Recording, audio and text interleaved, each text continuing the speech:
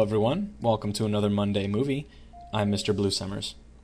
So this week we're going to be looking at an often forgotten object in 3D Studio Max, and that's the hose. A hose. It's either unknown to to people that are just getting used to the program, or if you're advanced and you've already seen it, it's quick to discount because it seems like something, I'd never use this, why don't I just use splines? And I'd like to put it back on the table as a very useful tool, and I want to show you why.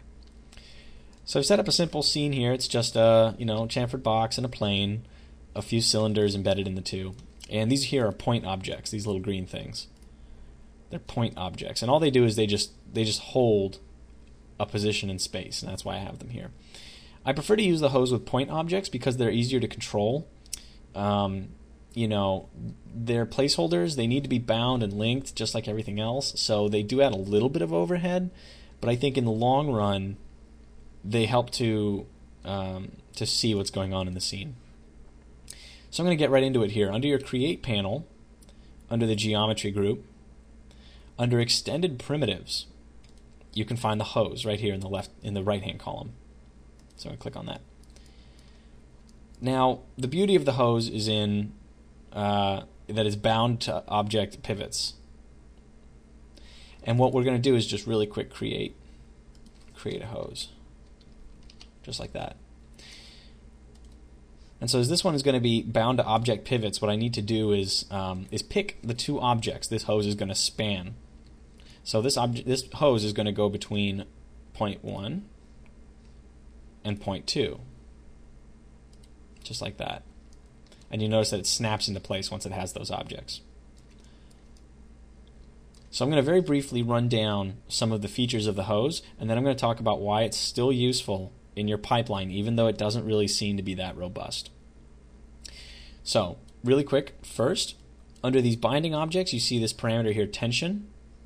Tension controls this sort of lead time, because all hoses need a little bit of lead. Otherwise, they're not going to respect your geometry. If I turn the point 1 tension all the way down, you see it just goes straight from point A to point B, point 1 to point 2, and it doesn't respect my geometry. So I need at least a little bit of tension right there. This can also be used to simulate gravity. If this object is upside down, you can use tension to simulate gravity. The next major parameters are these common ones. They typically include things like the number of cycles in the hoses, in these ridges. A low number can make it look pretty comical. You can animate this, make it look like, there's goop flowing through. You can also control when it starts and ends. So, for example, I could give a nice, lead time down here, lead time up here, and the ridges are only in the middle. So that's sometimes a useful parameter if you need to control how this looks. The next major feature that I want to show you is the hose shape. You can choose a round hose, a rectangular hose, or this funny D-section hose, which is kind of like a combination of the two. And this is useful if you're going to be placing the hose like along the ground. So, kind of useful. And what makes this a beautiful object is that it's fast to set up. You saw how quickly I did it. Just point 1, point 2, and I'm done. Now what sets that apart from splines is that a spline, you have to manually position each of these points, even if there's only 2 of them. And it doesn't have this trick inherently. So I'm going to select all of my endpoint objects, and if I want to move them around, the hose follows it, which is perfect for small changes. Or if your character needs to move around, he's in low poly, this can help you a little bit in terms of making him look, realistic. Although I have to admit, I'm not sure if the rigging would go all the way across to a game platform. That's up to you to figure out. But one more thing for you advanced users. The hose object might seem like it's not very extensible. Why would I use a hose when I can just use a spline, and the spline has more power to it? Well, consider this. For these waves, I can turn this down to 0.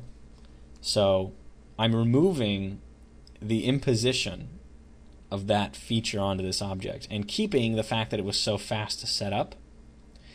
And on top of this, I can now apply an object because this generates mapping coordinates, or I can apply a material because this generates mapping coordinates.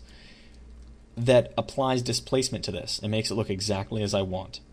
And I very highly recommend the 3D Total Sci-Fi materials because they've got easily 5 or 6 materials that you can use for hoses, and they look fabulous when you apply the displacement map to splines and, of course, hose objects. So until next week, I guess you don't quite have to try to massage this into your pipeline, but just give it a little bit of thought. Kind of think about, this is a little bit faster to use. So until then, happy modeling, and I'll see you next week.